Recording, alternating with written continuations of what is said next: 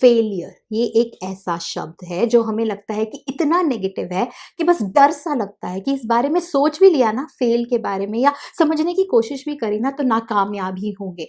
और अगर कहीं हो भी गए किसी डिसीजन को लेके, हमने कुछ ऐसी नाकामयाबी हासिल कर भी ली, तो उसके बारे में ही नहीं बात करते किसी से। एक डर सा बैठ गया है फेलियर को लेके। लेकिन क्या हमने कभी सोचा है कि हमारी ज़िंदगी में अगर ऐसा कोई मोमेंट या ऐसा कोई पल आया है जहाँ हम नाकामयाब हुए हैं, जहाँ हम फेल हुए हैं, चाहे वो काम को लेकर हो, चाहे वो हमारे कोई डिसीजंस हो, हमारे पर्सनल कमिटमेंट्स हो, हमारे कोई रिलेशनशिप हो, या हम कुछ करना चाहते हैं अपने सपनों को लेके, तो उसमें हम पूरी तरह से सक्षम नहीं हो पा रहे या सफलता हासिल नहीं कर पा रहे, फेल हो रहे हैं, तो उससे हमें सीखने को भी तो बहुत कुछ मिलता है। मतलब ये एक ऐसा मोमेंट होता है जहाँ हम एक्चुअली में कुछ सीख सकते हैं, हमारे जो ये डिसीजंस लिए और वो सही नहीं बैठे तो क्या हम सीख सकते हैं? आज इसके बारे में हम बात करेंगे इस वीडियो में। फेलियर का मतलब ये नहीं है कि आप बस रुक गए, आपकी कहानी बस वहीं रुक गई, लिखनी बंद कर दो, नहीं। फेलियर का मतलब है कि हाँ, एक बार वो डिसीजन सही नहीं गया, मतलब दूसरी बार हमें अपॉर्चुनिटी मिल रही है ये समझने की अब किस तरीके से हम चीज़ों को आगे लेकर जाएँ। तो फेलियर से ये नहीं है कि बस रुक जाओ, फेलियर का मतलब और ट्राई करते हैं और ट्राई करते हैं, कोई और तरीका, कोई और समझ, किसी लोग से हेल्प ले सकते हैं।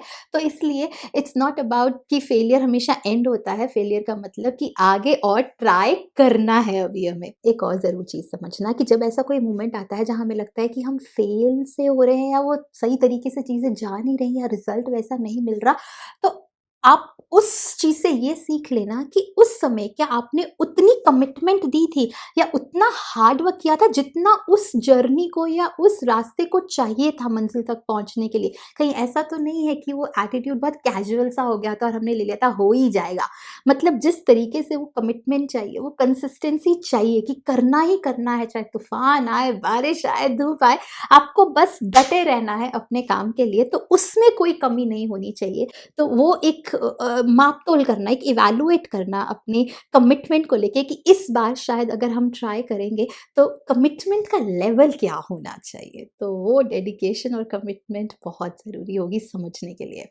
कई बार जब हमें सफलता प्राप्त नहीं हो पाती ना, तो हम एक ज़िद में आ जाते हैं कि करके दिखाएँगे, और अपने आप को नहीं, अपने आप से हम नहीं कॉम्पिटिशन करते, हम दूसरों के साथ कॉम्पिटिशन करने लग जाते हैं। हम कहते हैं कि हम उसको हराएँगे, उसको हमारा हराना मकसद हो जाता है।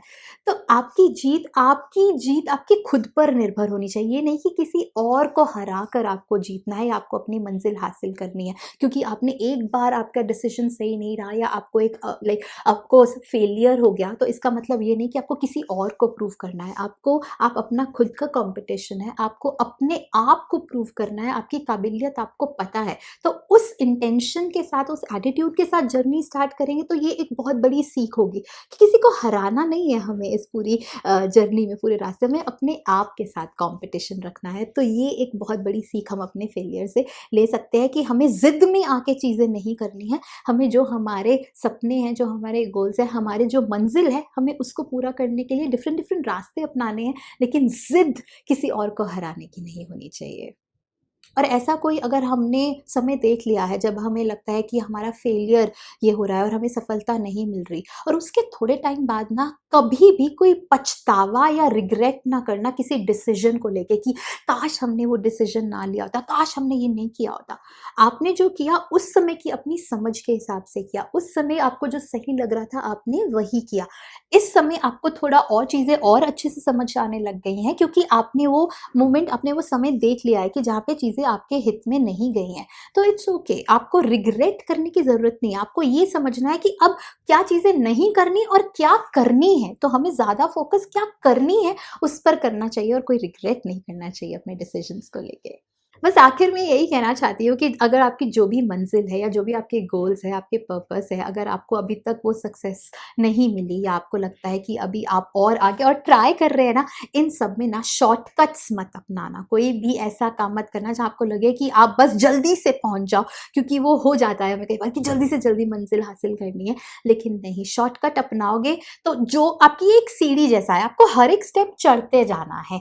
एक भी स्टेप आप मिस करोगे शॉर्टकट के चक्कर चक्कर में तो सीढ़ी से सीधा पहली से 5वीं पे चले जाओगे तो कहीं ना कहीं वापस फिर से आना पड़ेगा, दूसरी या तीसरी या चौथी वो सीढ़ी जो आपके स्टेप्स है उसको चढ़ने पड़ेंगे। तो शॉर्टकट नहीं, अपने तरीके से पेशेंस से, कंसिस्टेंसी, कमिटमेंट ये सब देख के आप प्लीज़ अपने मंजिल तक जाइएगा। या यही मैं दुआ करती हूँ कि आपके जो भी सपने हैं वो सारे पूरे हों। बहुत जल्द मिलते हैं नेक्स्ट वीडियो में, तब तक bye bye, take care, all the best, और मेरा चैनल ज़रूर सब्सक्राइब कर दीजिएगा।